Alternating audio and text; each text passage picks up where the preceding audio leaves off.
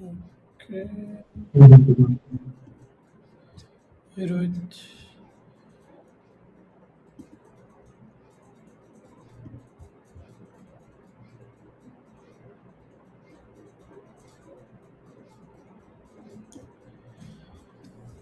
Is my coding editor visible?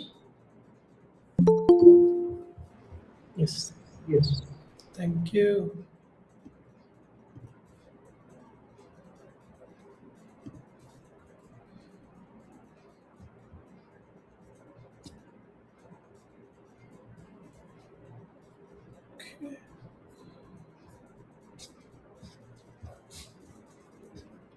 Okay, yeah, so this is a machine coding webinar where I'm gonna walk through two important machine coding questions which are frequently asked, and also personally it has been asked to me in interviews.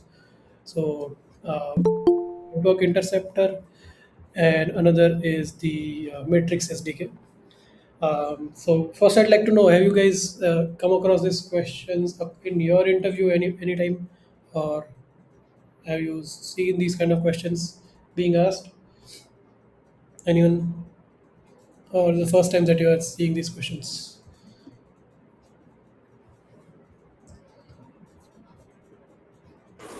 It's the first time I'm taking this question.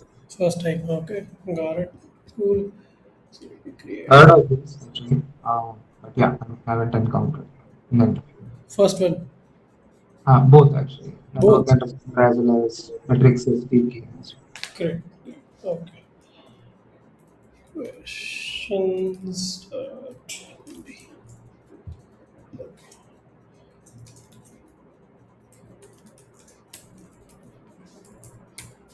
Okay. Let me just paste.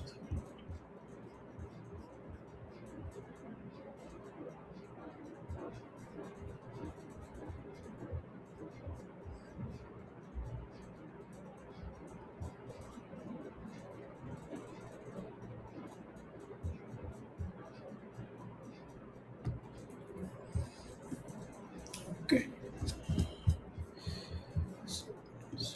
Okay. So this question was asked to me in the uh, Zeta lead front-end engineer round, and this was the exact question actually. So I was doing the coding in my local, so I had copied that question, and this was the exact question verbatim. I have not changed anything over here.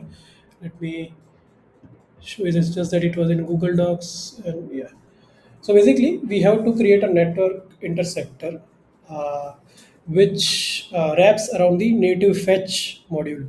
Okay, native fetch API, and or optionally Axios, which we'll talk about at the end. But yeah, for now, we'll focus mainly on fetch API. The requirements are: first one, automatically add following headers to every outgoing request. So we have to add authorization token and a X request ID. So authorization token is a static token, like you can just add bearer my token, that's fine. And X request ID, which should be a randomly generated string or a number. Second requirement is request logging, where you like log the following things like HTTP method, which URL was endpoint was there, uh, request start time, end time, and the total latency, status code, and the response itself if there is any response in the body. Okay. Then we have a retry mechanism. We'll go into depth of what this is later, and then we have a pluggable architecture. So this is like you should be able to add custom headers. Currently, we have by default two headers that we are adding, but if you want to add more headers, you should be able to do that. Custom retry logic. So your retry logic is a specific thing, like how you should retry. But if you want custom, then you should be able to do that. And then hooks for pre-request and post response, meaning they're basically functions that should be able to execute before you make the request and after you make the request. So it can be any function like that. The user will pass a function; it should execute either before request or after response. So I hope the requirement is clear. Any questions in the requirements? This I'll talk about in depth, but other than that, any questions and requirements?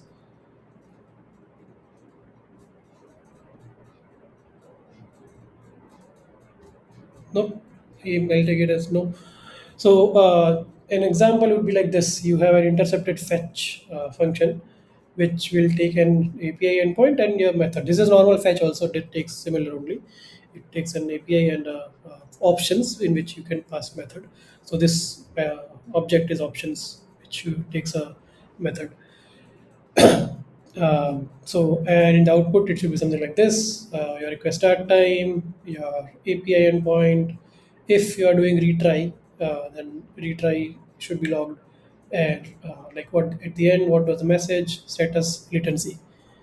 So why this kind of question asked is, this is actually a practical question, which uh, I don't know if you guys have these kind of fetched in your own company, or there might be some package, because there will always be certain data, telemetry data or logs data that you would want to send, right, with every request that you make. So it's better to have a what is it, wrapped fetch, in which you can do that implicitly, so that you don't have to explicitly send out the logs and stuff. So that's the practical use case. Okay. um, so there are constraints to use fetch as underlying HTTP client, console log for logging. Currently, like just because of the machine coding round, you are not going to actually use logging like Sentry or all those things. It's just normal uh, logging, and retry only on the specified status code. So that retry we will come to. I'll talk about that.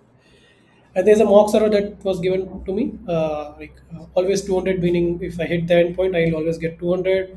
Sometimes 200, meaning sometimes I'll get 200, and every third request I'll get like 200. For the first request, I'll get 500, and the third request, I'll get 200. This is just mock server that is given out of the box. We don't need to worry about this. We just need to worry about implementing these things. Okay. So let's start the implementation. Just a second. Okay. Okay. So in this implementation, we are going to use a couple of design patterns. So here your knowledge, multiple knowledge is being tested. One is your design pattern knowledge, one is your JavaScript knowledge, one is like how do you make sure that you're cleaning up, like whenever you are ending with a function, or you're like, let's say page unloads or something like that. Uh, so entire life cycle, entire edge cases. It's not just you implement it and then done. You have to take care of edge cases. You have to demonstrate your knowledge of design patterns and stuff. So the first design pattern that I'd like to talk about is the decorator design pattern. Okay. And okay, let me paste it from here so that it's easy for you to understand. Second.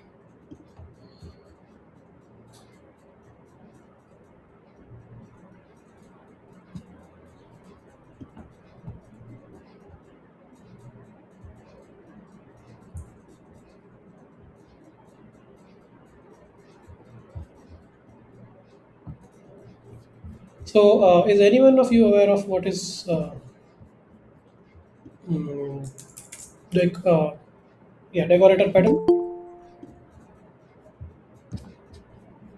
Anyone has heard of it? You might not be aware, maybe heard of it. Yes. So let's say we have a default function which we want to use. For example, here it is fetch, and let's say we want to wrap multiple functions, but without modifying the current like fetch functionality. Like then for this instance, like we can wrap with retry logic and all logging without like affecting the fetch functionality. Correct, correct, exactly. So thanks for that answer. So basically, decorator pattern is like a pattern where you wrap an object to add a behavior without modifying the existing behavior. Okay. So the key characteristic here is it maintains the same interface. So if you see the fetch, how the fetch works by default, we are not supposed to change that. Like whatever options it takes, whatever parameters it takes, we are not supposed to change that. But we can add functionalities on top of it so that it works as we want. Okay, so that's what your decorator pattern is. So if you see here, so your code, wait one second.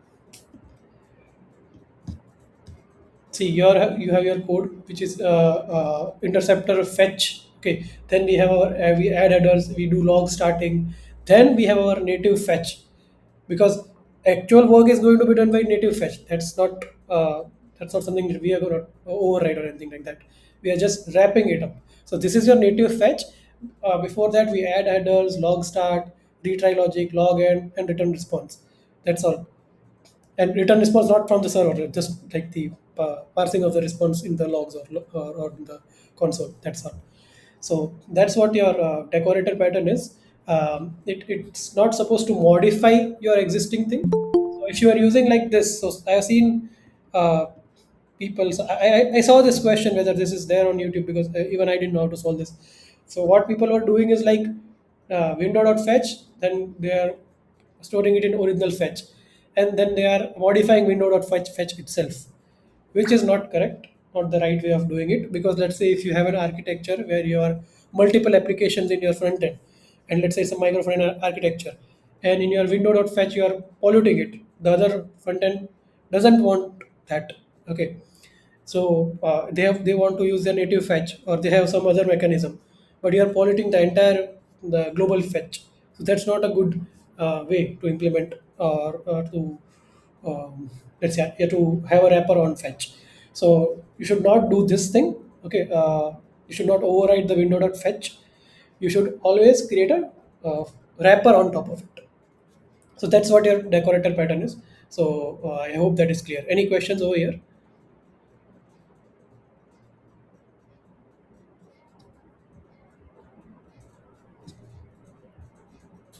Okay, I'm gonna assume that's a no, meaning there are no questions. And then we have no.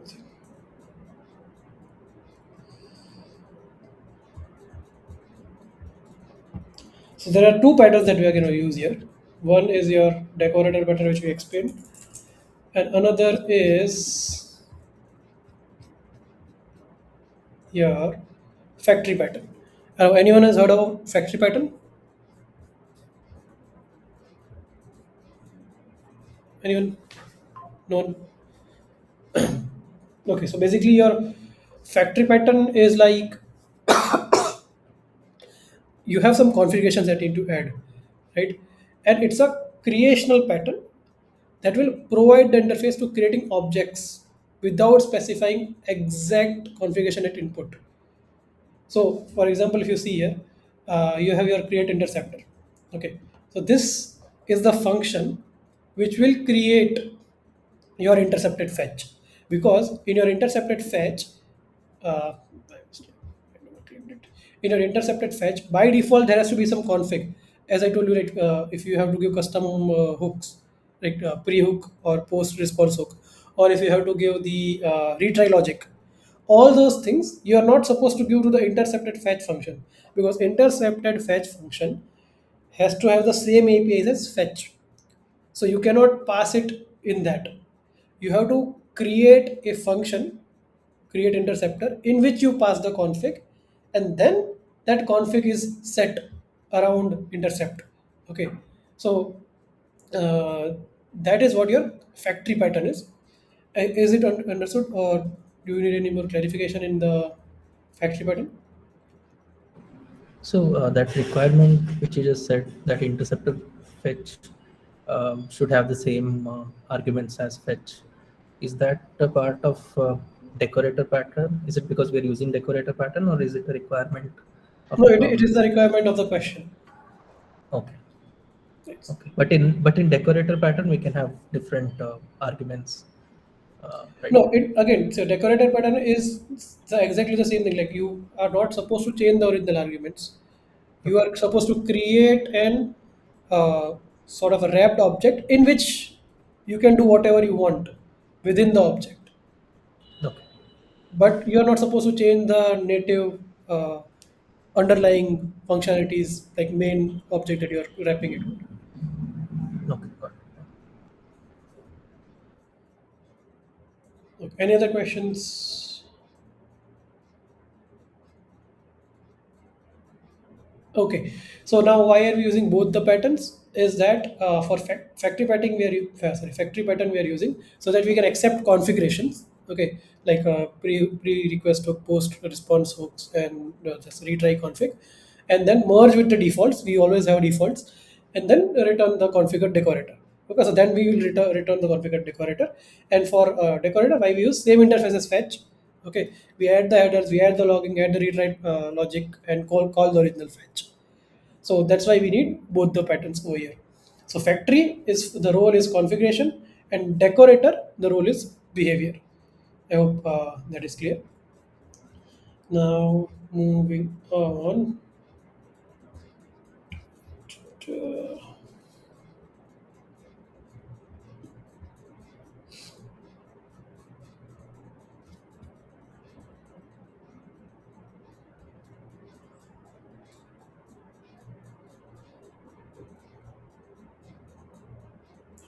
so now let's directly jump to the implementation.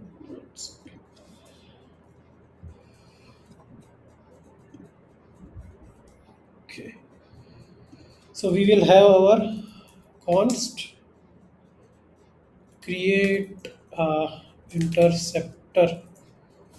Okay, and we will have what we'll do, we'll return the intercepted fetch. Okay, and so currently here the config, that part will take care of later. We are going to first implement the first requirement. What is the first requirement?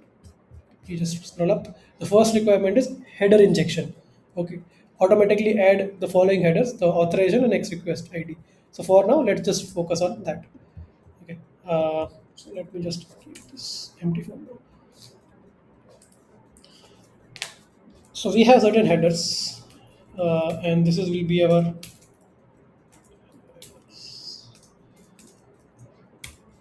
Okay. Now the intercepted fetch, which is actually going to use the net like same API as native fetch, parameter will be the URL, and the second one will be your options. So where does the headers lie? So let me show you that in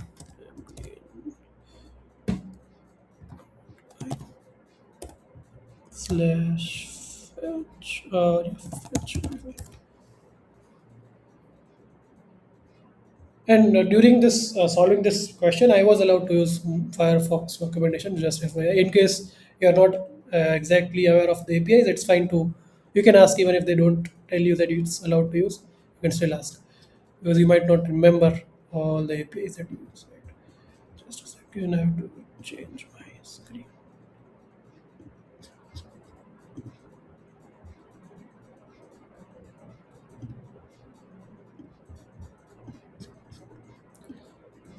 Okay, are you able to see the Mozilla Firefox thing? Yes. Okay. So if you see, I just search for fetch API. So in the fetch, you see the first one is your URL. The second one is your objects, where you can give a lot of different options over there. In that, one is method, one is headers. So headers itself is an object inside the options object. Okay, so if you see overall, uh,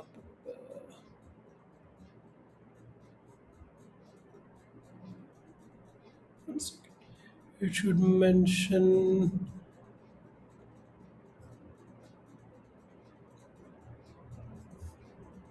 Okay, below it is mentioned that this entire thing, the second parameter is known as your options. So inside that options, you have multiple other properties which can be a string or an object. So your method is a string and header is an object. So here is where you have to override.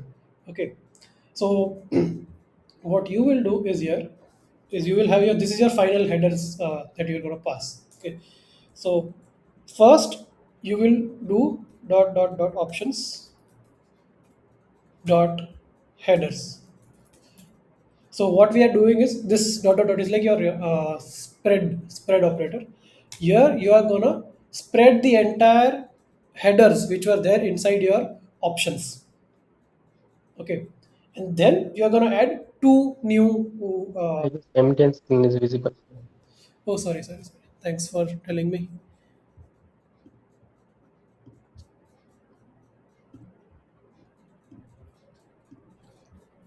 I hope it's visible now.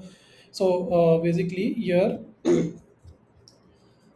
you will spread your options dot headers, okay, because it is within your it's an object within your options, and then you add the two headers that were told to you. Now it can be any other header also, but as per the requirements you have to do. So if I go to the question, it says add header, authorization, and X request ID. That's all. So you just add that. Now here, how are you going to create the random function? That shouldn't matter. You can say we will use UUID. Okay, that is fine. Yeah, because in actual you might use UUID only. That is what you should use. But here you can just create a mat.random to string 36, something like this, or you can just have like this. That's fine. Even if you don't know what to string this substring does, this is fine. Your purpose is not creating a random number function. Your purpose is to implement the entire interceptor. So don't get lost or focus on these kind of things. You can even mention that I will have some function like random string. Okay, you can even say this, and you can say that I will implement it outside somewhere, or you can even keep it empty. That's fine. Okay, so that's not going to be an issue. Don't lose your time in that. Okay, here I'm going to just keep this, so it's simple. Now what do we do? Now we this is the first requirement that we wanted to do. So now let's just go const response await fetch.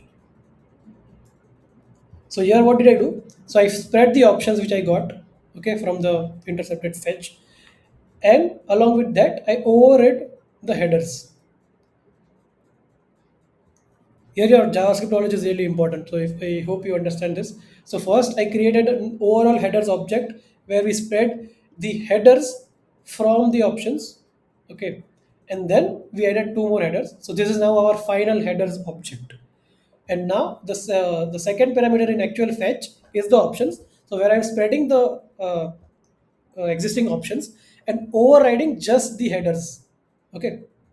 I hope that is clear. And then we do a return of response. So with this, we are done with our first part. Okay. So this create interceptor, because now this is a factory, so I have to create it from there. So what I'll do is this one, and yeah, I think this should work. But I think we'll have our own server, so we'll just use that. Calls response equals to wait intercepted fetch.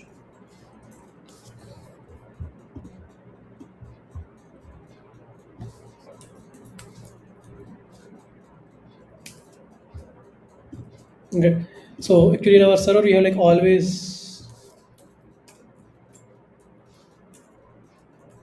200, right? That's what we have. So let's try to run this first. Server needs to be run. So,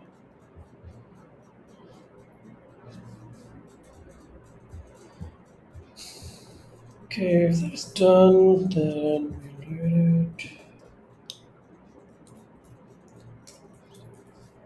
Oh, I think I might need to, yeah, do packages and stuff. Okay.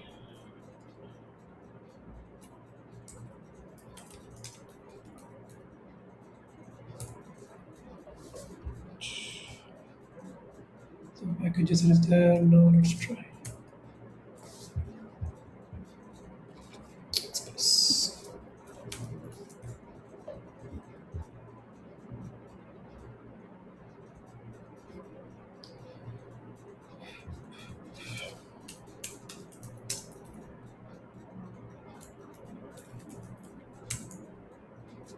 Okay.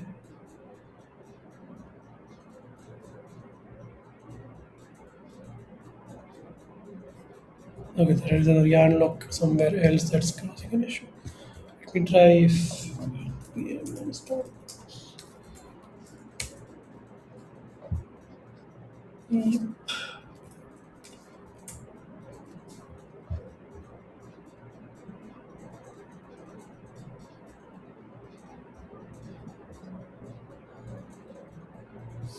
Okay, let me delete the yarn log and then try again.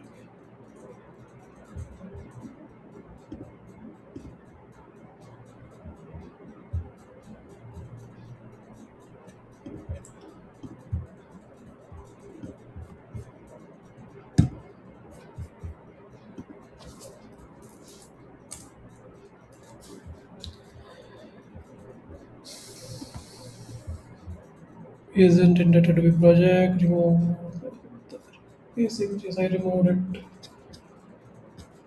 I wanted to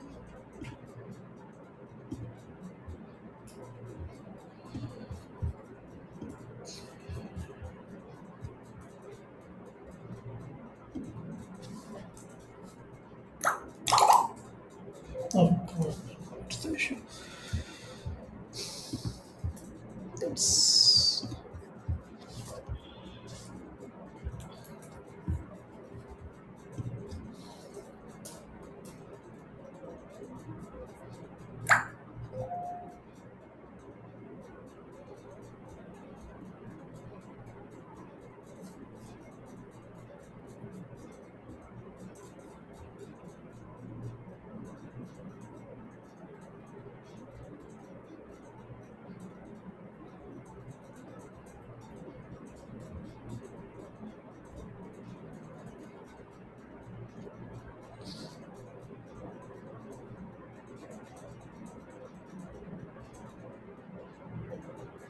okay. Finally, we have the server running.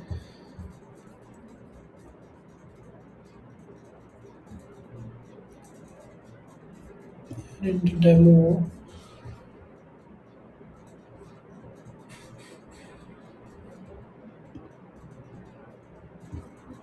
and this should be able to do it. Inspect.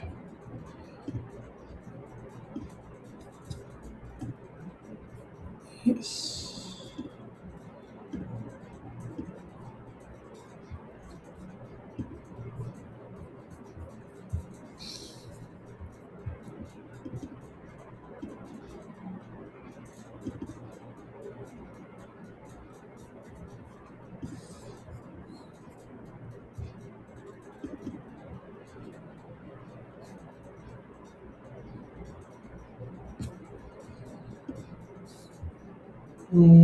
Okay. For some reason, I can't see the over here. It's all. I'll switch to.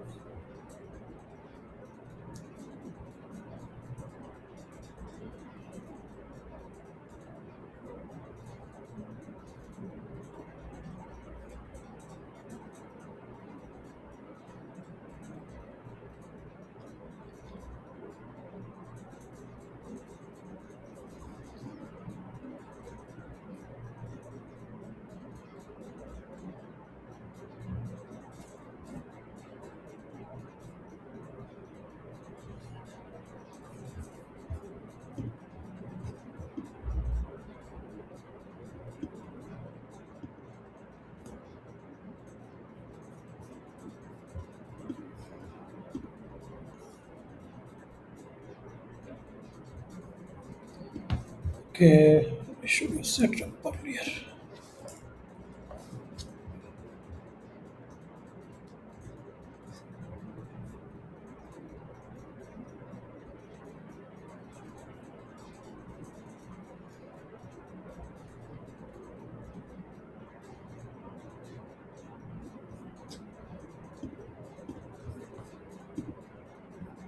Okay.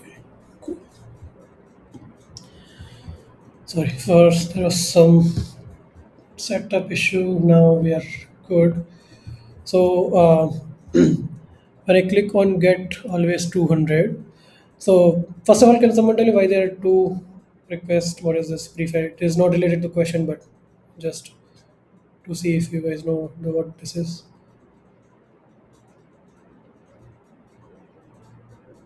Uh, Due to React, I mean, if you are using React, Sorry, React what?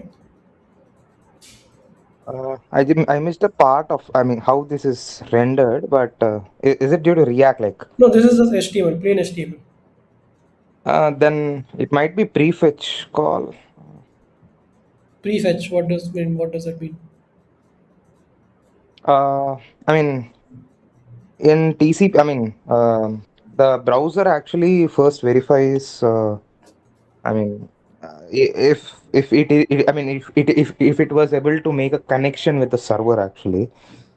No, no, no. That's not. No, no. That's not. Yeah, I got your what you're trying to do.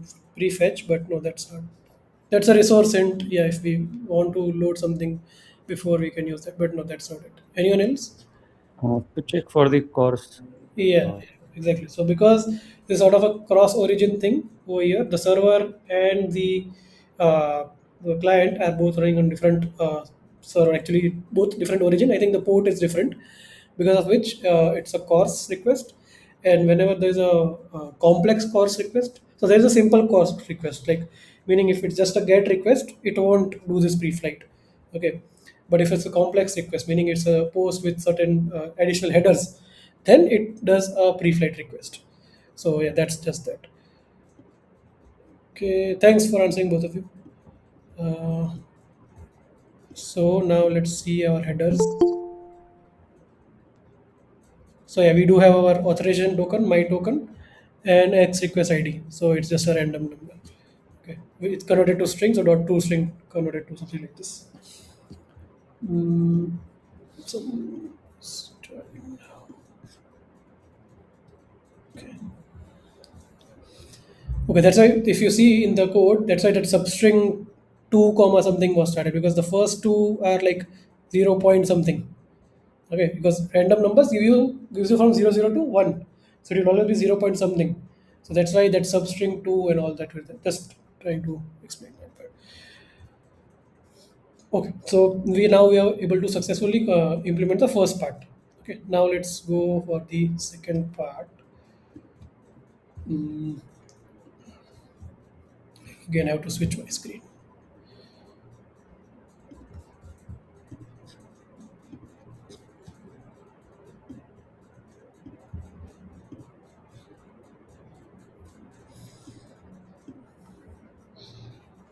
Okay, do this. No, fine, no worries.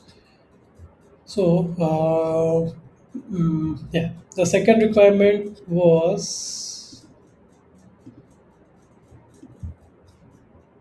the request logging. Okay, so we have to log the following for each request: HTTP method and URL, request start time and end time with total latency, and status code and response body if any.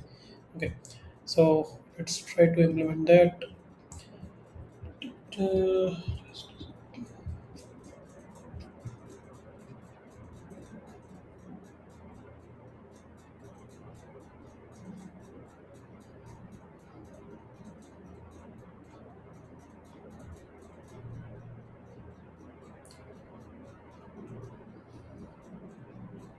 okay. So the first point is to get the method. So as we saw it in the mdn.io, the method is part of options. Right? It's directly string available. So you can just say like const method equals to exactly this. Why? Because if it's a get, we usually don't give a method. Okay, so it won't be there in your options. It might be just empty. Okay, so that's why if options.method is not available, we by default it to get. Okay, so otherwise method.options.method is correct, but sometimes if it's a get, we don't pass it explicitly, so you can just set it as get over here. It's fine even if you don't do this, because like it will be it will make a difference, because if you pass an empty method, it will be an issue in the native fetch. So yeah, let's get over here. Now the second one is like our headers, which are already here, and now for start time and end time. Okay, so we have to do const start time. Now for date time, what do you think what we should use? So here, if you see, the AI is suggesting date dot now. So do you think we should use this, or what should we use?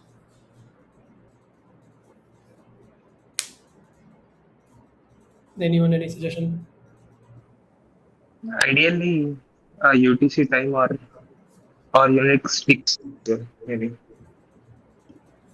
Yeah. So basically, we have to make sure that what our time is, it's not like same time. The entire world works on a different time, right? So we have to make sure it is localized. So instead of using date dot now, what we'll use is we'll use just new date. Okay. So that that instance is created. So I have the time before making the request, and in logging, what I would do is console log request start time. This is exactly, so two ISO string. So two ISO string will give us in a UTC time, so that when we collect logs, we know exactly when it happened. It should not be like, okay, 10:30 a.m., but 10:30 a.m. IST will be different from different time zones, right? So we should have it in UTC, so that we have the logs. When we collect the logs, we have it in sequentially. We don't have to then manually convert the time and stuff. So start time got ISO string.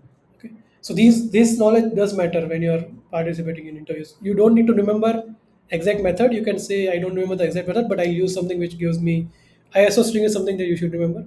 So then they will help you with the API. API is not an issue, but if you know that, then you need to take care of this part. Now, once you have the done, this is then you made the request, and then you are having the end time. So your latency will be end time minus start time. So you can actually subtract two times. It will give you the milliseconds, so that you can directly show the milliseconds over here, and status. So when you get the response, in the response object, you will have status property, in which you will see whether it's 200, 500, or what. So you can get that from there. Okay. So that is our start time and end time, okay, and the latency. Now, one more thing was mentioned, to get the response body if it is available. Okay, so how do you make sure of that? So for that, you will have to explicitly create an object. Sorry, create a function. So let's do const get response body. Uh, uh, Not exactly like this, but just async.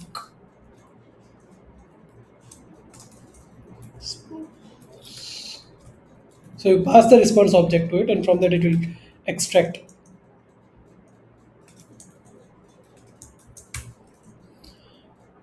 Okay, in here, then you will have your, you get the length, content length. So yeah, so it will be something like this. So if you have, why is this giving an error? I do something wrong. Is something there?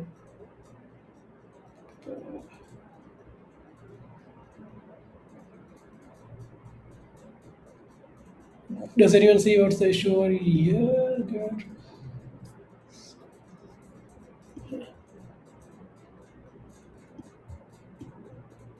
Oh, let me just use this.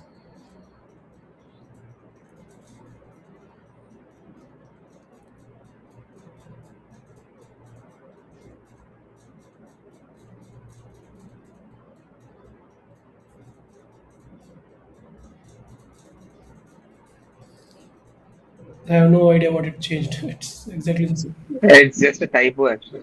Oh, okay. That's it. Okay. Okay. Oh, AYSCH. Okay, got it. Got it. Got it. This typo. Got it. Okay, so here we first get the content length. Okay, and here, what this we check if content length is 0, and 0, remember, it will be in string, not in number. That's just one catch. You just return null or empty. Okay. uh, and if there is a response, okay, so if there is a response, you first clone the response. Clone response. Now why do we do that? I'll tell you. Response equals to response. So usually to get a response, you will have like response.json, right? But once you call .json method in your response, then your response object will be empty and you can't then extract going further. So remember, here we are just logging the response, but the normal functionality still has to happen.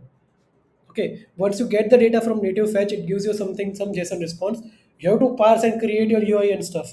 So if you do response.json, your response will be empty, and later your React functions or whatever you are having, it will not get any response from your, it will not get any body from your response object.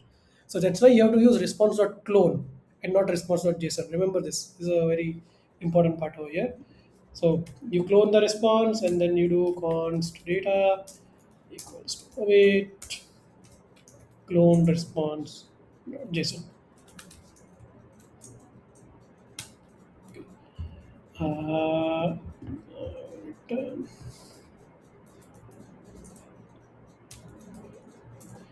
We are just passing because in fetch we know, right, first we get the response and then you have to pass it to JSON, and then eventually we are converting string. So this is because we are going to display it, that's why I'm converting a string. Otherwise this is not required as such, but because we are displaying that. So now we go back and add it over here, right?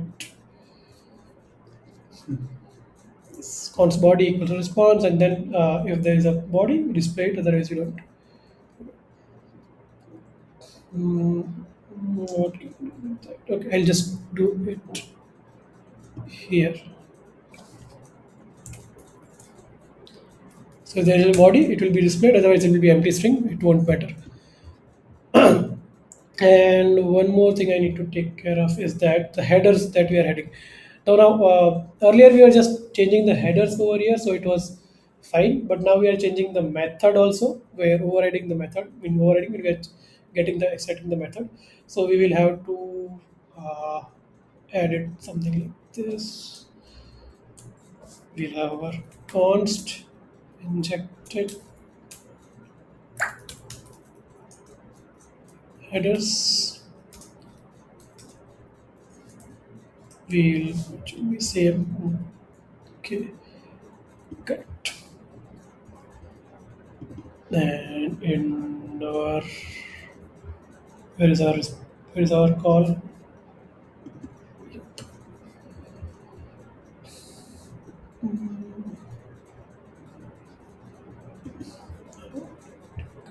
Method.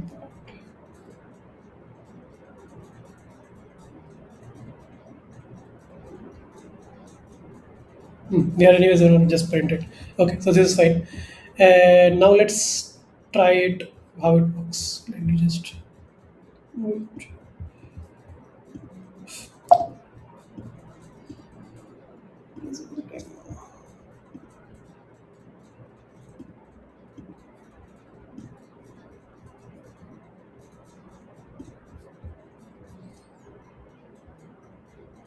I hope the dev tool is visible, right? Dev tools. No, No.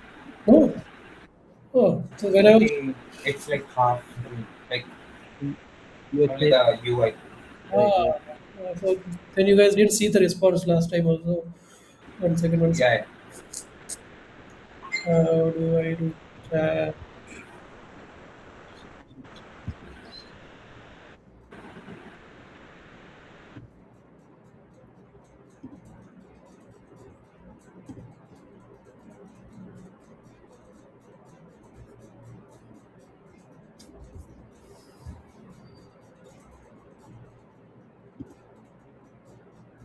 Okay, like I think I have to share the entire window. Is it visible now? yes, yes. Oh, Okay. So yeah. So last time I was telling you there are two requests: pre-flight and fetch. So these are the two, and that is because of the course thing, and it's a complex request, not a simple request. So and now we go to the actual fetch one, and since you guys didn't see last time, we have this authorization. Let me zoom it. We have the authorization header, bearer my token which we injected, and also we have the request ID. Okay. um, and this is what I was telling you, that it is 0 point something, because math.random gives you anything between 0 to 1. So it's 0 point something and converted to string. Usually we will do substring 2, so meaning 0 index, 1 index you will skip, second index till then whatever you want. So that's usually what to do. And now we will see the logs. Okay, so here are our logs which is started to print. So we have request time which is in our ISO time string. Okay. So if you see, it's like date is fine, date is 14th March only, but if you see the time, it is 6:24 47 seconds. So that is not actually our current time, which is 11:51. It is the UTC time. Okay. Then we have our method that is getting printed, and then we have our endpoint that is getting printed.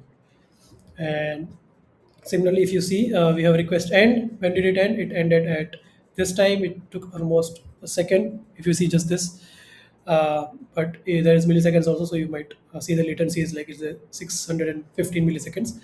And you have the endpoint, and you have the status 200. Now, if there is a response body, you will see that also. So let me try to uh, add a body so that it is also seen. Where is the response?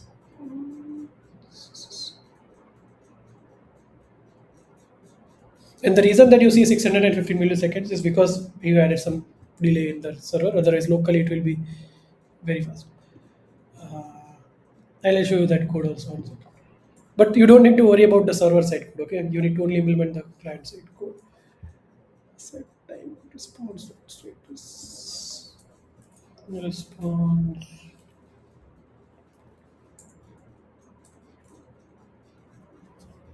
See if this works.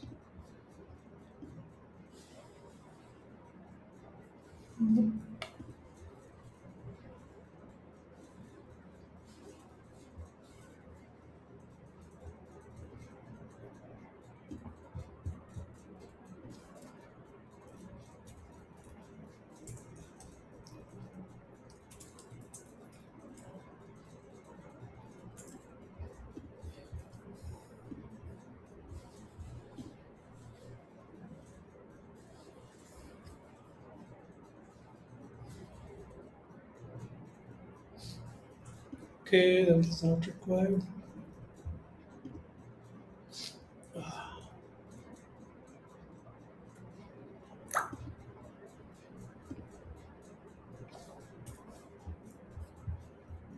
Why am I not able to see the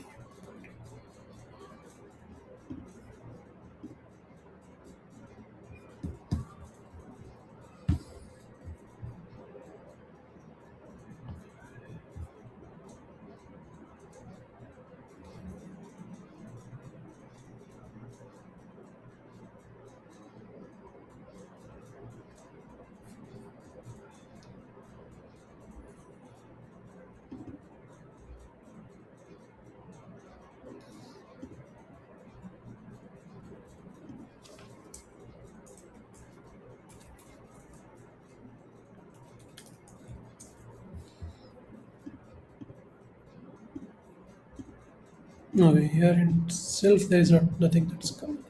Oh, I forgot how to restart this.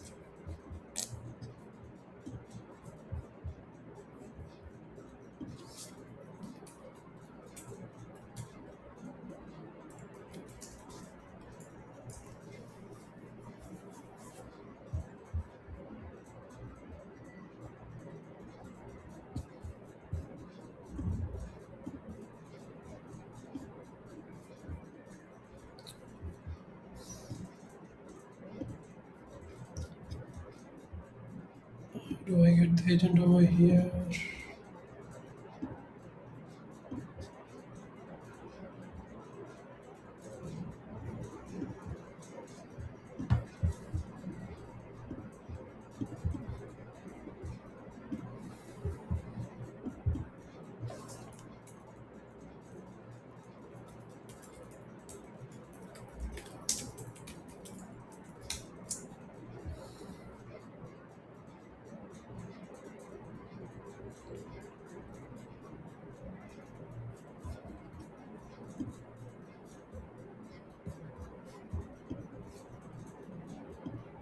Okay.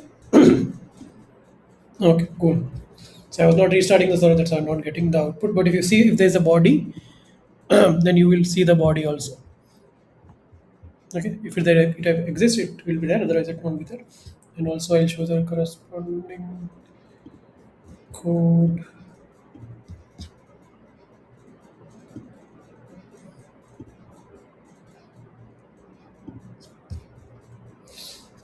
So if you see here, earlier it was just response.status 200 and now because you are sending a message, it will respond. It will show that. Okay. So that was the second requirement. Any questions up till now? Let me know if there are any questions over that. Because if it's not clear, we'll explain it and then we'll move forward.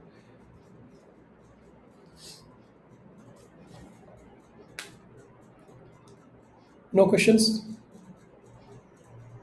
So just one question on the design pattern again. Can the factory pattern take any arguments? Because it's not doing any modifications, it's just returning an instance. Yeah. So currently we are not reached that point where we need configurations. In the question, we will be reaching at that point and in fourth, where we will be requiring to send a custom headers and retry logic and there. In that, we'll be sending the config. So there you will see that factory pattern is actually required. Okay. But then how will that be different from the decorator pattern? So okay, let me go back to okay, this one. So your factory pattern will accept configurations and merge with the default configurations. So that's what your factory pattern does. So for example, if I want my intercepted fetch that I'm using in my application, in certain parts I wanted a different configuration, in certain parts I want a different configuration. I can use this create interceptor pass that config, and I'll have two different instance of intercepted fetch. Okay, you can call it v1 v2, or you can call it anyone, but then v1 will behave differently, v2 will behave differently. So that Okay. is your how your factory pattern works. Now, decorator pattern for both of them is same. It is the intercepted fetch is decorating the native fetch. It is adding certain functionality, but the configuration of both will be different. The configuration is given by factory, and the behavior is given by decorator. Okay. Okay. Got it. Any other questions till now?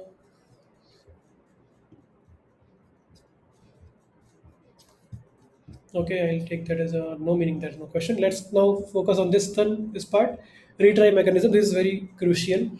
Um, uh, how many of you know what is exponential backoff? What does that mean? Retrying consecutively with a delay, increasing delay each time. Yes, yes. And then back off meaning after certain time you just don't do it. So exponential meaning it increases, the retry increases after certain with exponentially, and then back off meaning after certain times then you don't try. So why do we do this? Because we don't overwhelm the server. Let's say your server is down, okay, for some reason, or it is not responding for some reason, and you have a retry mechanism in your application, which you obviously should, and there are like 10,000, 1 lakh clients currently trying. So all of them will be trying repeatedly. Okay. And your server will be overloaded. Okay. It's already having some issue. It's behaving slowly. But again, it has a lot of requests in queue. So that's why what we do is we do exponential backoff. So here we are taking the exponent of a square. So basically we will have like 2 we'll have like 2 raised to 0, then 2 raised to 1, 2 raised to 2. So we'll do first 2 raised to 0 is 1, so we'll do after 1 second, then 2 raised to 2 is 2 raised to 1 is 2 seconds, and then 2 raised to 2 is 4 seconds. So that's how we are doing first second retry after 2 seconds, and then third retry after 4 seconds. Okay, that is your exponential pattern. After third retry, we don't do, so that we know that server is down for some reason. We can just tell the user come back later or something like that. Okay, so that's your exponential backoff. And there is one more concept here, which is known as a thundering storm. So even with this, your clients are still bombarding your server. So you can have a jitter. Okay, it's a random number, okay, that you can give, so that you can add that jitter to your client, so that it will be 2 seconds plus some milliseconds, so that, but that jitter will be different for each and every client. So it will be like 2.1 seconds for this client, 2.2 seconds for some other client, 2.34 seconds for some other client. So that is also one more concept, jitter. You can add jitter to uh, avoid the thundering problem on the server. Again, those are the concepts. Now let's see how to implement this. Okay. Okay. Hmm.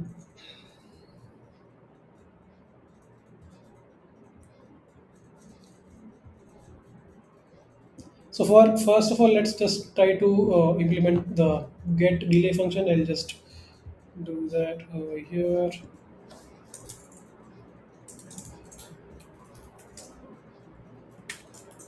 Delay.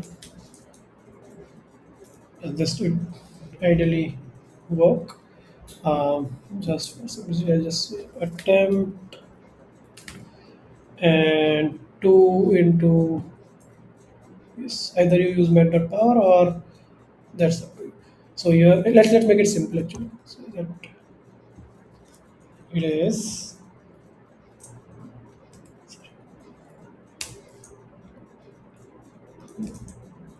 for exponential. You can, either you can use met.power or you can use this. Okay. Attempt minus 1 into 1000.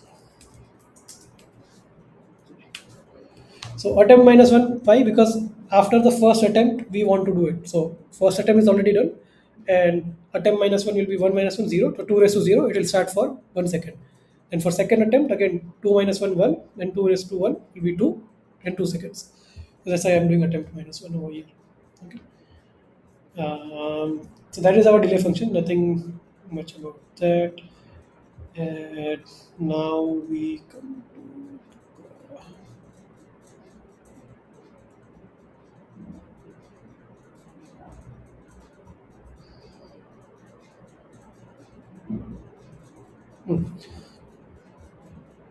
so in our create interceptor, now we have to provide the default config values for our retry timeout.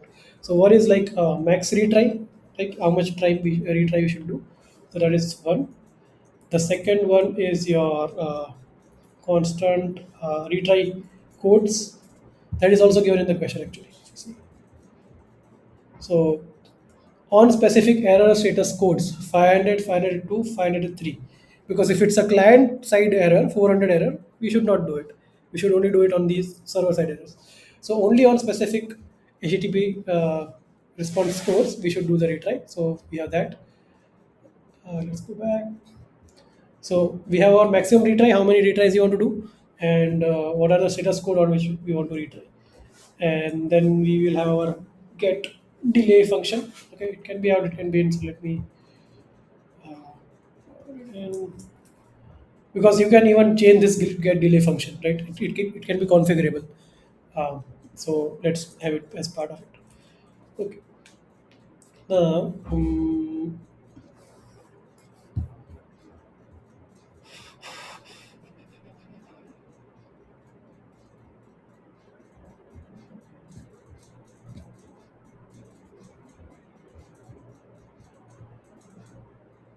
okay. So till here, every code is similar. There is no issue till here, but this part will now happen inside a loop. Okay. So what we'll do is we'll create let response instead of constant. Okay, and we'll just let it be, and we will have our this comment, and then we have our loop. So for we'll say let attempt equals to 0, max retries and attempt plus plus. Okay.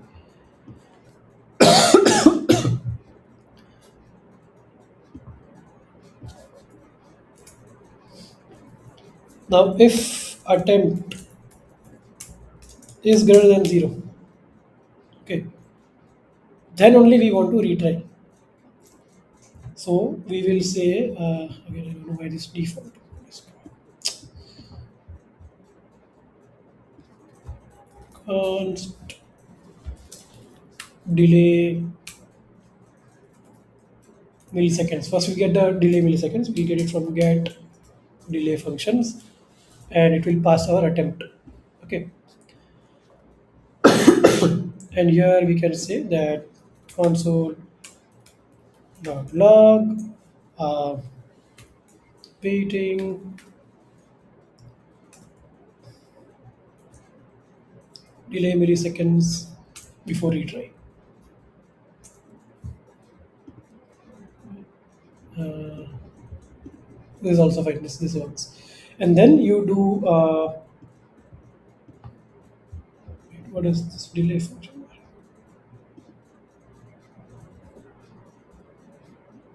Okay.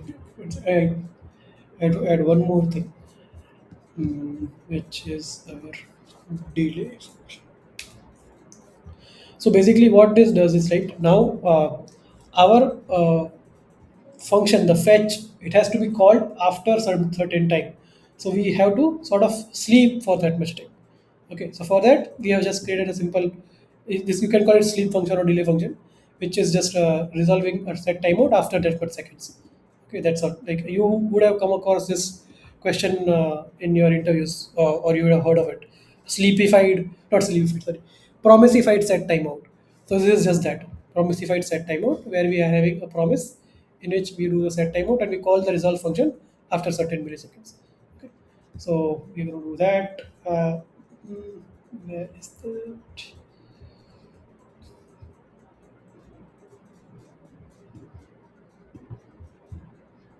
Await delay milliseconds. So if you see the code that it suggested, the AI suggested, it was doing inline. Thing is, you have to make it more and more modular as much possible. Always, you might not be able to remember that you have to make it modular. If you created this inline also, it should be fine, not an issue. Just try to do it. Let's say you are able to implement it within 40 minutes, and then you have to do optimizations. At that time, you can do these kind of optimization. So, but yeah, always make sure that your code is modular. That also makes uh, adds to your marking in the interviews. So yeah, we have this now, and then we do the response to our things. Yeah, Rohit, go ahead. You have a question.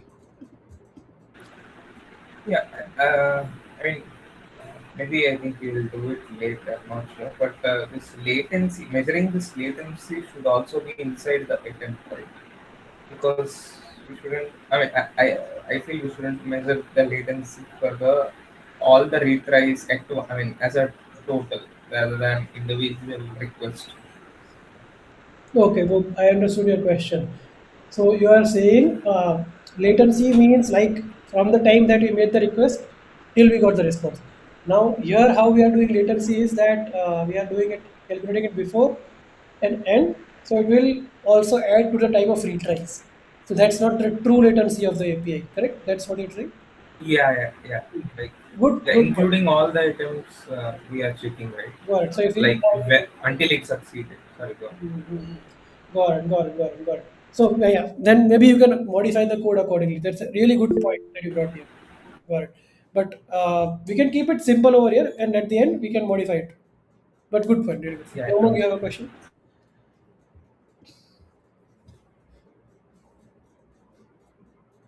Umang?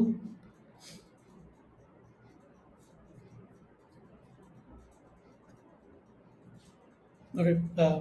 I'm not able to hear you if you're speaking. I see you're on mute. Uh, okay. Yeah. So what we did here in our if loop, sorry, not if loop, for loop, is that we checked if attempt is greater than 0. Okay, then we have a delay. Okay, if this is the first attempt, it will directly go here and it will make the request. Okay, and if it's a forthcoming attempts, it will wait for that many milliseconds. Okay, and now that we have the response. Okay, so what we'll do is if response. So response as a response object as a property. Okay. Yes. If it is not okay, and we have the retryable statuses, right? Where is this? Yeah, retry status. Exactly this. So retry status codes includes any one of the status. Like this entire is an array in which we have our 500, 502, 503. So if the status is one of those, then what we do? Then we say that we have to retry. Okay. Uh, is there something in the chat? Suppose there is a high latency for a request, whether before calling, yes, retry whether we need to cancel the previous call or not. Okay, got it, got it. You're saying is the high latency for request. So yeah, we do the retry only after we get a failure response. So here, if you see our code, only once we get the failure response is not okay, and it is one of these, then only we do it. So there is no point of canceling the request. I hope that answers your question. Okay, so here we'll have to have a retry attempt, but will be +1, and then here we will have to do a break also. If attempt equals to max retry, then we just break. That's it.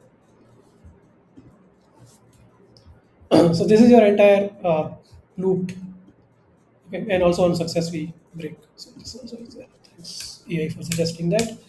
So let me just explain this code again. Or let's do one thing. Can someone from the call explain this code so that I see that you understood?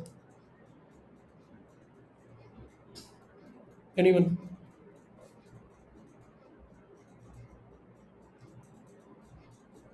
Okay, that means no one understood. Rohit, go ahead. Yeah, I mean, I was just waiting for anyone to explain. Go ahead. But yeah, I mean, as no one raised, I just like, thought to give it a try.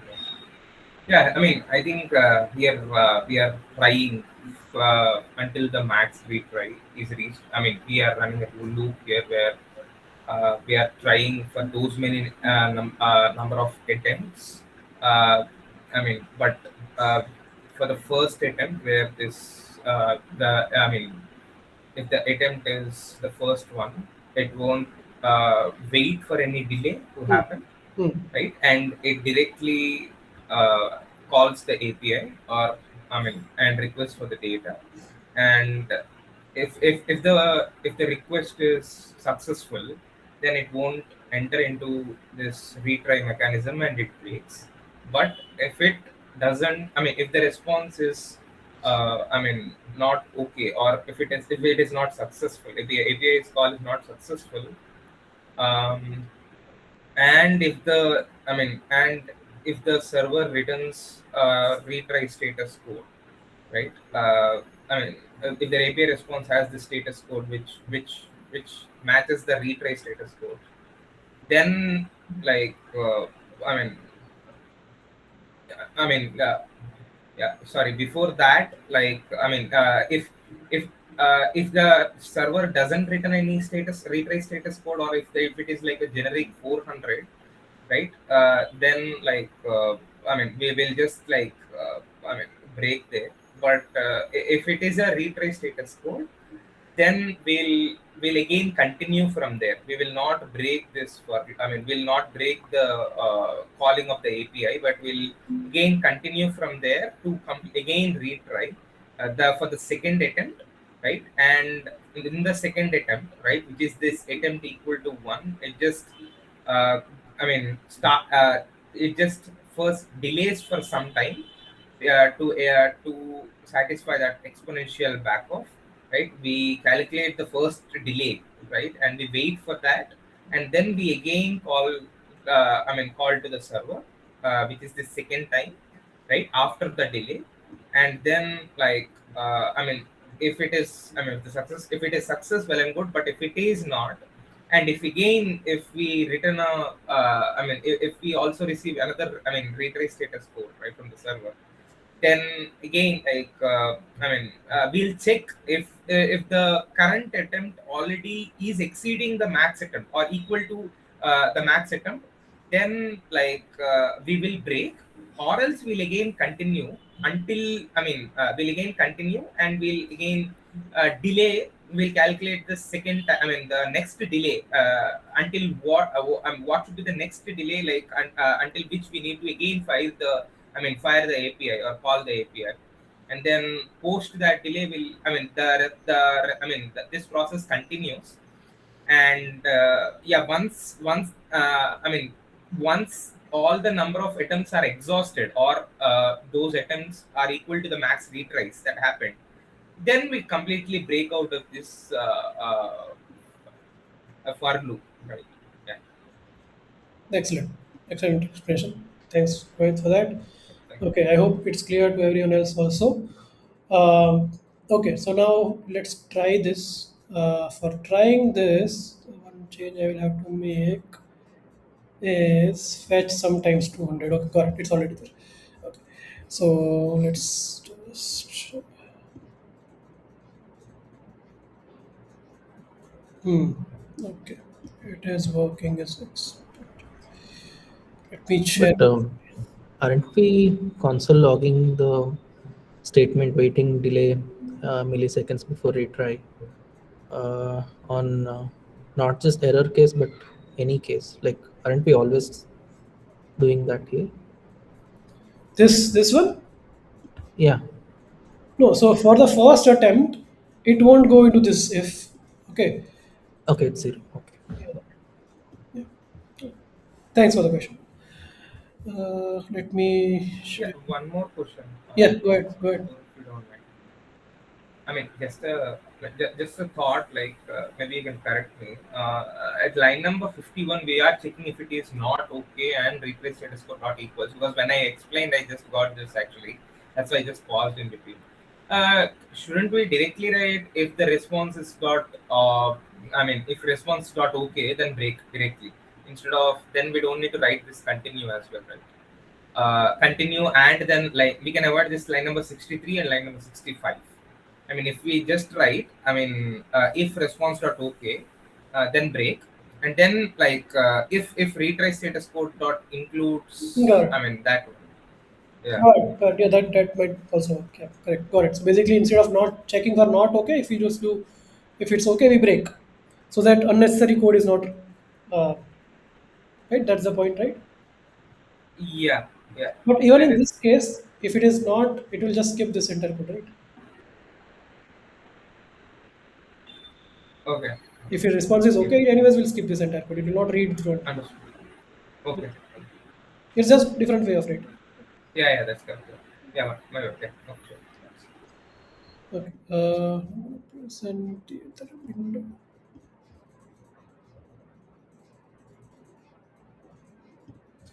Okay.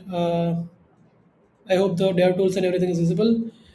And we will now do get sometimes 200. So this is another endpoint.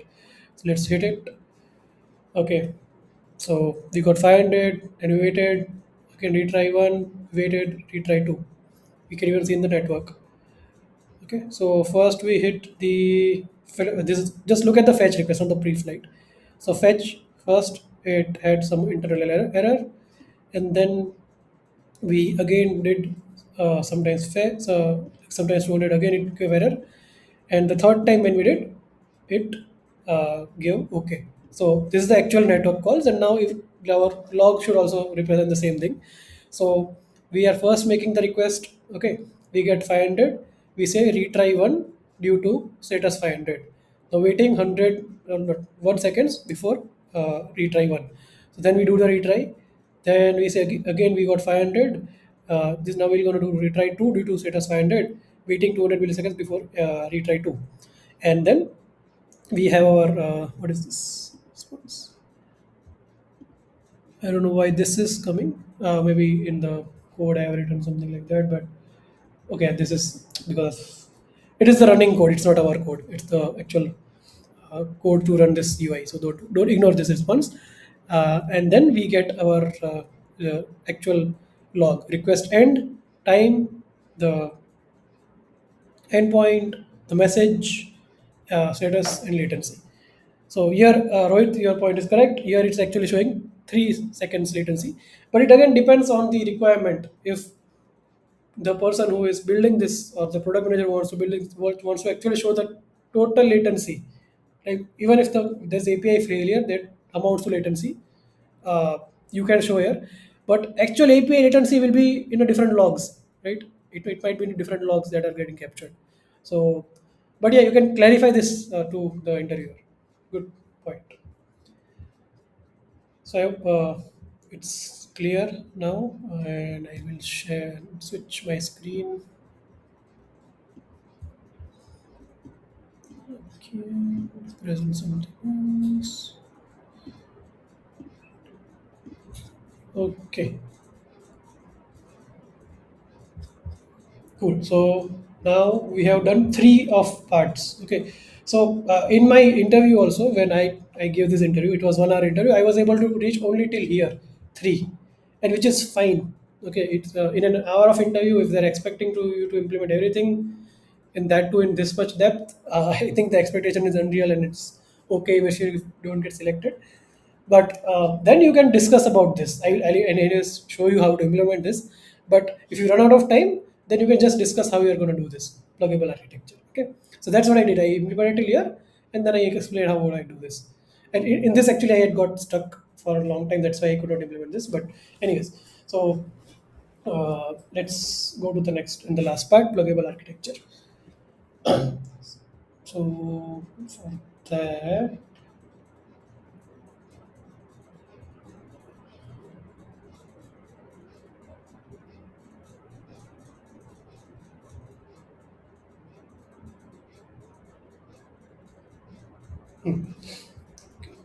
so here is where factory method will come in.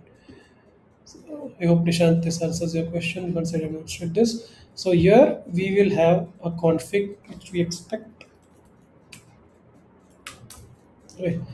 And also we will have our default config, const default conf,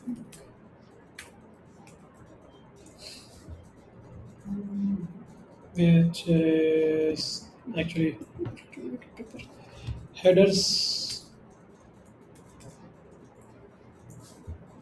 and then we have our retry,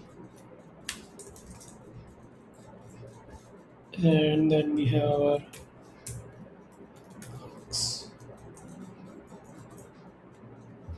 okay. So it can be actually it can be like this, or it can be an array. It totally depends on your. You can ask that to your interviewer, but it can be like this.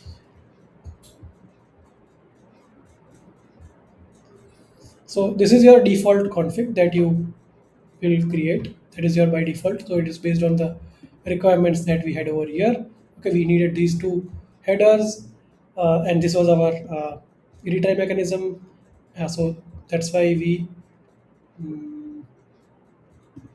added that as a default. Our default headers are these, and default retry mechanism is this. And for the last part in the pluggable architecture, which is hooks for pre-request and post response.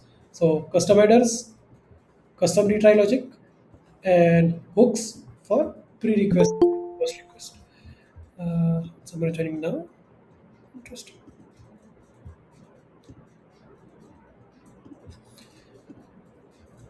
Okay, so cool. So that is done here. So basically now we have the default config. We are not actually merged the config. So here what we'll do is, so let's name this as custom config, which will be empty by default. And in here, so do you think this will work if I just do this?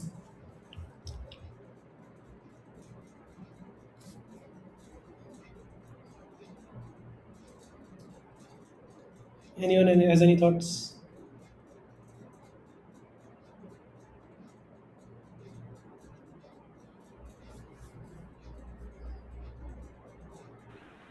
maybe I mean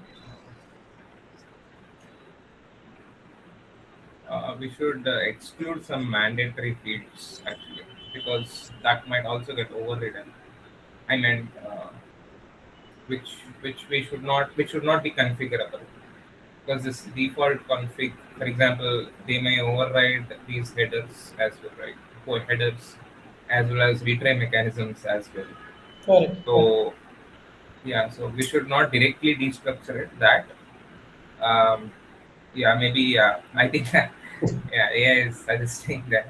Yeah. So this Uh, is how you do it. Got it. Thanks for it. So thing is, default config will override your header. So let's say you want something in addition to your own default things, right? You don't want overriding your own config. You want to extend your config. You want to extend your headers. So that you don't lose these two things. So first you do the default one. Okay, I mean just spread both of them. Okay, spread the default config and the custom config. And now for each of the configs like which are by default in yours, you can add these kind of things. Like you can do headers where you can specifically spread the headers, and then retry you specifically do retry, and then hooks you can specifically do hooks. So that's how you will implement it.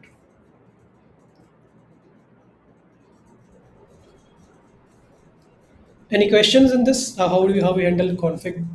Like No, but custom config will anyway override the default ones, right?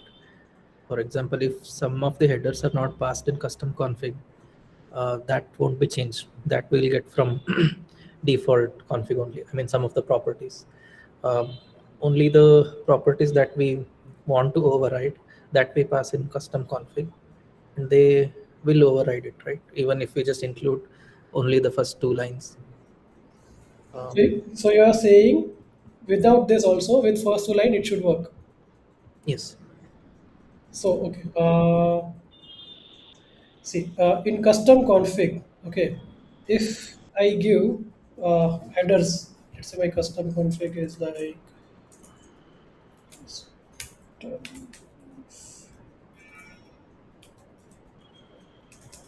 equals to, let's say headers. I have like CSR token or something like that. Why is it not generating now? These are anyways there. Content type. It will accept makes more sense. Yeah. So for example, these are the two custom headers that I want to. So this is what I add in my. Okay, let's see. Okay, I think I got it. Yeah. Now you got it. So Yeah. Yeah. what it does, it overrides. So now I don't have my authorization and X request ID. I only have these. Mhm. Okay. Okay. Thanks for And doing that. yeah, and another one is we are still including the first two lines because we might get additional properties in custom config. Exactly. Okay, got it.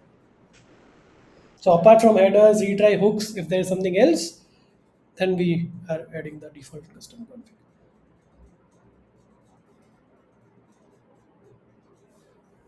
Otherwise, even if you remove these two, it won't matter. Okay. Is this clear? Anyone has any other clarifying questions? Please feel free to ask.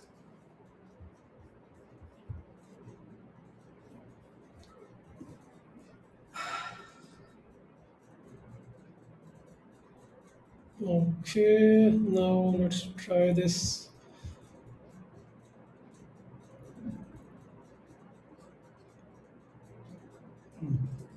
Stop.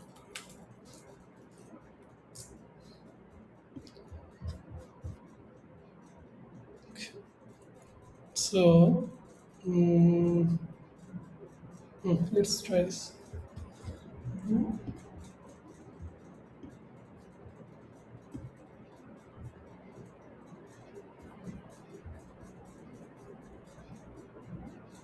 I'll just check it. It's working, otherwise I'll change.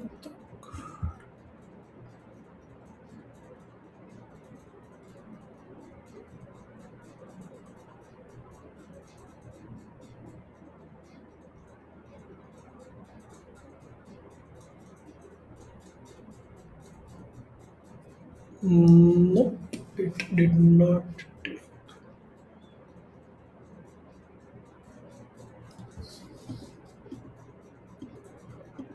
No, I don't think this will matter, but still, I'll just add it. Oh, wait. This config, we have to then actually pass, right?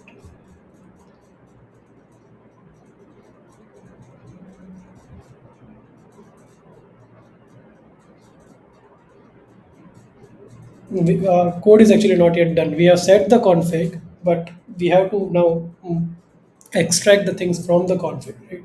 So first of all, what we'll do is uh, run.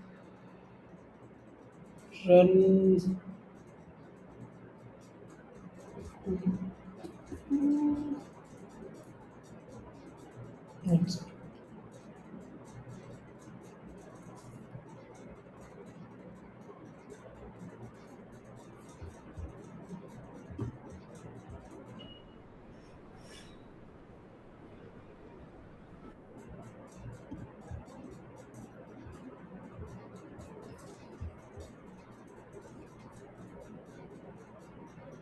It will be modified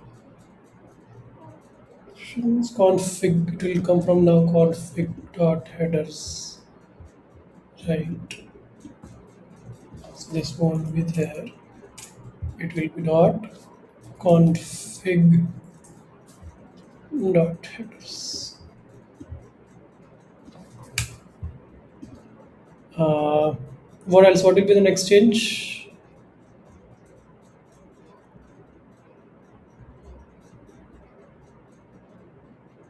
Is get delay function. Config dot retry dot get delay, and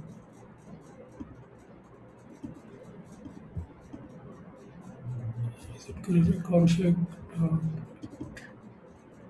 oh, it's retry delay here. I'll change it.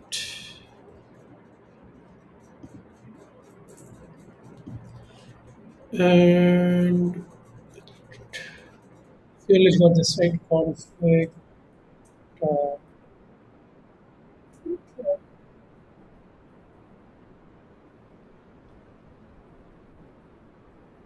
no, it's just max retry status code. So anyways, we are constructing here.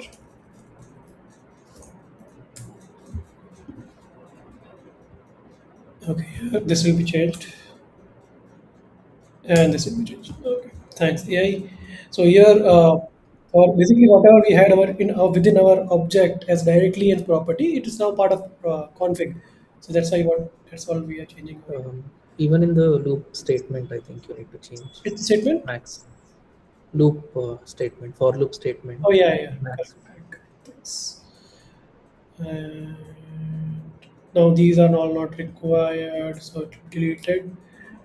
For headers we got, retry we got, the hooks part.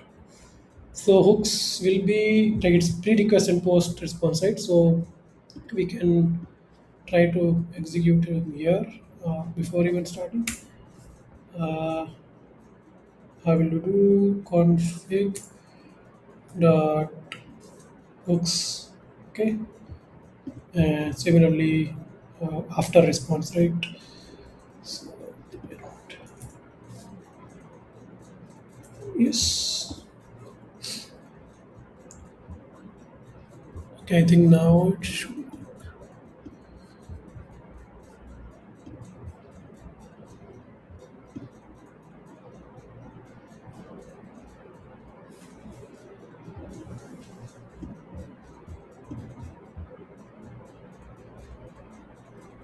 It is working now. I'll show you this one second. Okay. How do I? Okay, one second. Change my screen.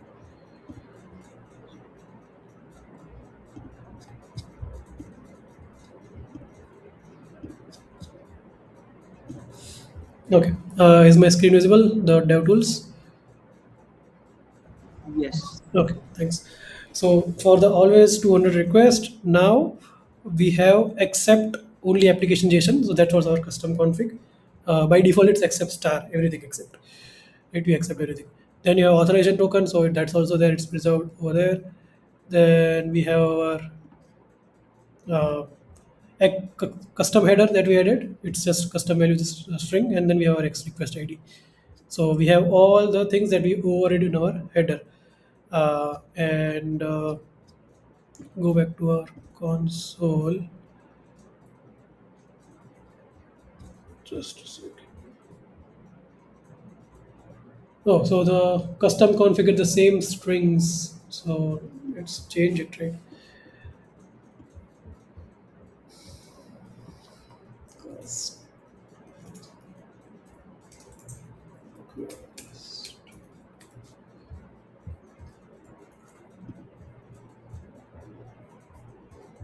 And it again. So I just updated the hooks, the on request and on response hook function to just have on request and on response. That's the log that I'm doing. But if you want to execute anything, it can be executed. It doesn't need to be logs. It is something, some functionality that you want to do. Okay. So that is also, so before the request, the pre-request hook, and after the response, the post-response hook. Okay, that's getting executed. And in terms of network, we always saw it. We have accept application JSON and all those things. X request. Yeah. Okay. And now let's try with get sometimes 200.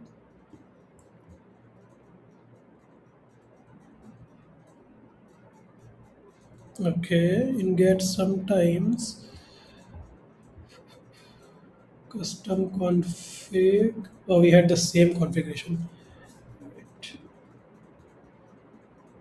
I'll just make it 3. Oh, max retries are. Let's make max retries as only 2.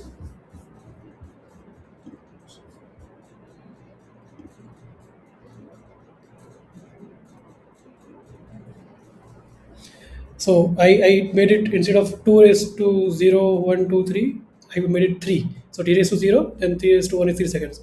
So first it did for 1 millisecond, which is same as 2 raised to 0, but then it did for 300, 3000 milliseconds, that is 3 seconds. So that's what I changed in the custom config. So yeah, it's working. Everything is working fine.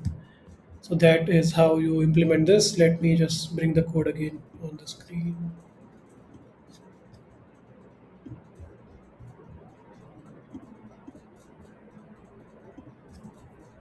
Okay, cool. So let's just go through the code once again. It's a huge code, but you build this, yeah, like in part by part so that it doesn't seem. Whenever you are given such kind of a question, don't worry about okay, how will I do this? How will I do this? Because when I saw this, I was like, okay, I have never done this. How will I do this? How will I do this?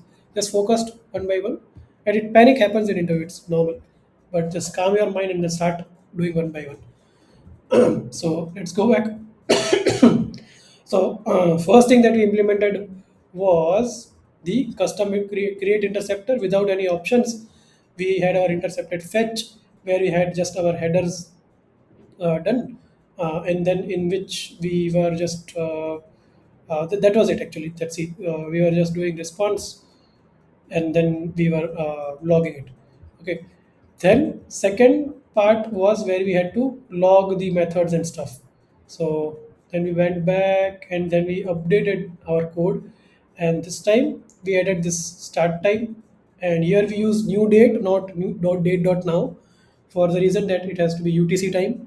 Um, and then we did the dead log, and then at the end here we did the log of end time, and along with that we had to get the response body. So for the response body we created a function which is where we are checking, we have a content length property. So we are checking the content length property. If it is equals to 0, 0 is a string over here, just a minor thing.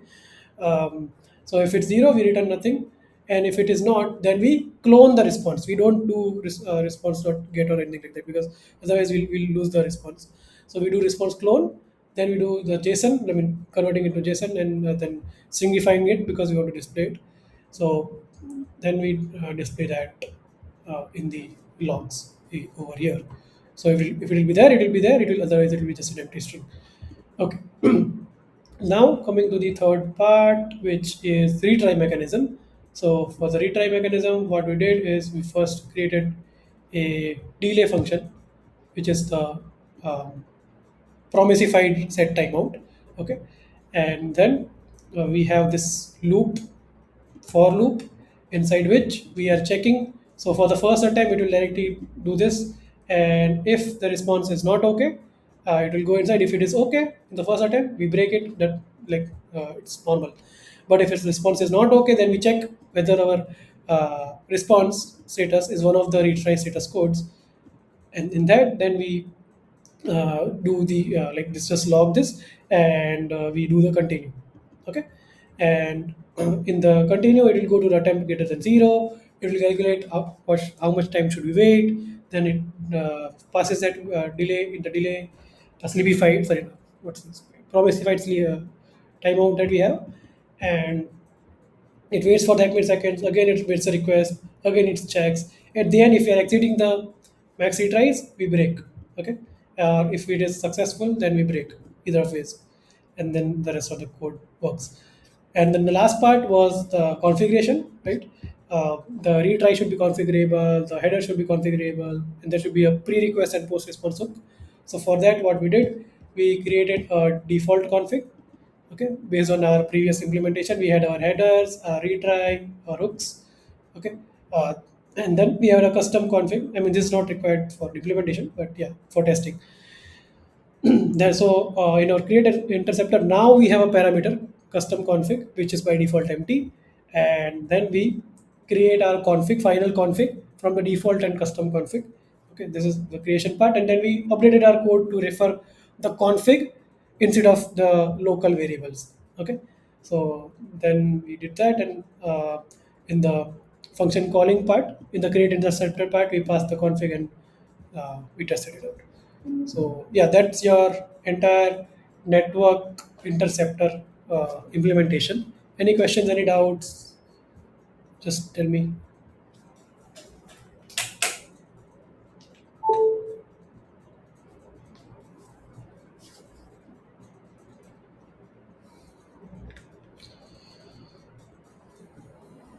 No questions, no doubts. So I hope it is clear, and it's not that okay, I didn't understand anything. Uh, and I'll also give you the. One second. Just a question. Maybe I might miss. Like, what is the time that was given for you to solve this? Like, 1 hour, 1 hour. oh, So, okay. so in 1 hour, I was able to do till 3. Till 3. Okay. Okay. Till 3, and then fourth, I just explained how will I do it. Understood. And I had cleared that round, so it's not an issue. For that round, it was not an issue. So it should be fine. Like, Okay. sometimes what I do, or I have seen other interviews do, they extend it for 1 hour 15 minutes.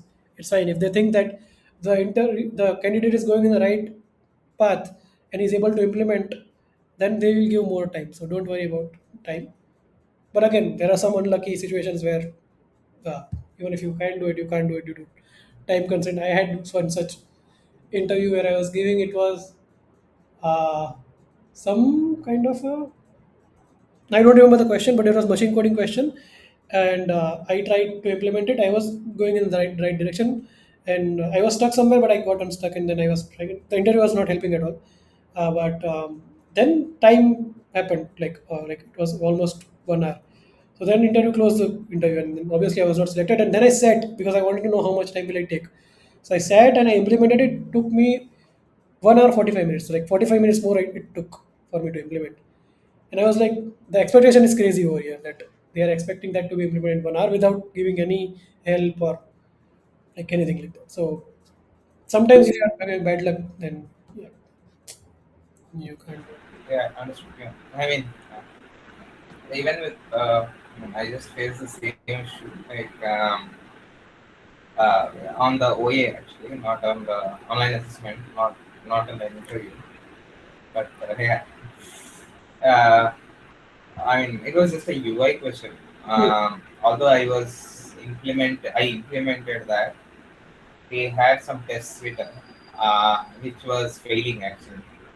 So I do not know. I was exactly mimicking whatever behavior or whatever they have shared actually as part of a video or something they are provided, but still that I mean I don't know if the question was will be taken as a failure because the tests were failing. I just tried to debug, but due to time constraint, I could not go in depth of those tests actually because there are other questions also that I need to attempt. I just Yeah, kept that as it is. Yeah, I just kept that as it is and just moved on. I just asked that's why. yeah.